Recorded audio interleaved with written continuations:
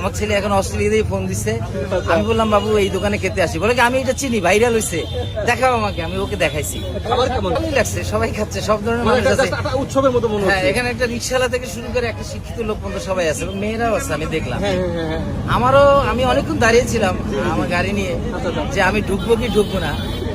যখন দেখলাম যে না, আমার সাথে এনভায়রনমেন্টটা যায়, কারণ কি আমরাও রাস্তার পাশের দোকানে চা খাই, এটা সত্য কথা, আমরাও খাই, এটা মিথ্যা না। কিন্তু কিন্তু এখানে দেখলাম সব ধরনের মানুষই আছে, তাহলে আমিও যেতে পারি। এই কিউরিসিটির উপর বেস করে আমি ঢুকলাম, ভালো লাগছে। আমি বাসায় ছবি পাঠিয়েছি। খাবার কেমন? শুরু করিনি এখনো, ভালো শুরু করেন না? তাহলে আপনি কষ্ট দিলাম নাকি? না না না, কষ্ট না, ঠিক আছে, ভিডিওটা তো আপলোড করতে পারি? করেন করেন, সমস্যা নাই। ঠিক আছে। এই যে একটু আমি একটু কথা বলি, বাইরের দেশে প্রধানমন্ত্রীও রাস্তার পাশে দোকানে খায়, আমাদের দেশে প্রাইম মিনিস্টার 10টা গাড়ি নিয়ে, মানে গাড়ি বহন নিয়ে যায়। তবে আমরা সাধারণ মানুষ সব দেখাইতে পারবেন, কোনো সমস্যা নেই। এই যে গরিব মানুষ এখানে সবাই আসতে খাওয়ার জন্য, ওনাকে আপনি কিভাবে ইন্সপিরেশন করবেন? আমি অবশ্যই উৎসাহ দেবো, সবাইকে বলবো, ওনাকে বলার কিছু নাই, উনি যেহেতু একটা উদ্যোগ নিছে, আমরা বলবো যারা খেতে আসে তাদেরকে বলবো সবাই যেন ওনাকে হেল্প করে, কারণ ওনাকে উৎসাহ দেওয়ার কিছু নেই। উনি তো অলরেডি নিজে উৎসাহিত হয়ে ভালো মানুষের জন্য কিছু করার জন্য রাস্তায় নামছে, অলরেডি নেমে ফেলছে, ওনাকে আর বলার কিছু নাই।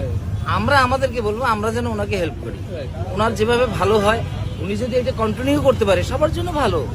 একটা রিক্সাওয়ালা ভালো খাবার পাচ্ছে, একটা ভালো মানুষও ভালো খাবার পাচ্ছে, আশেপাশে প্রচুর অফিস আছে এখানে, যেহেতু আগারগা, ভালো মানুষরা উৎসাহ হয়ে এখানে আসবে।